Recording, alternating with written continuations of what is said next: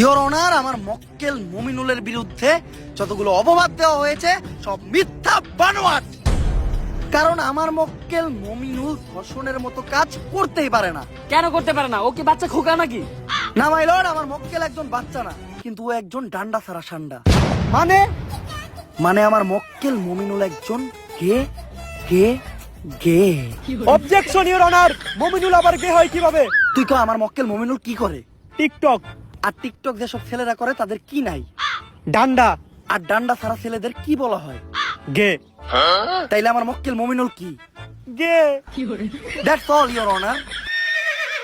Your honour, Mominul তাহলে ওদিন রাত্রে আমার বাসায় কি করতে আসছিল?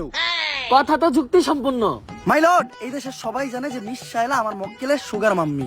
আর আমার মক্কেল মুমিনুল রিসেন্টলি ঢাকায় একটা সেলুন দিয়েছে যার নাম হচ্ছে মায়ের দোয়া হেয়ার কাট। আর এটার উদ্বোধনের আগে আমার মক্কেল চেয়েছিল তার সুগার মাম্মি মানে মিস শায়লার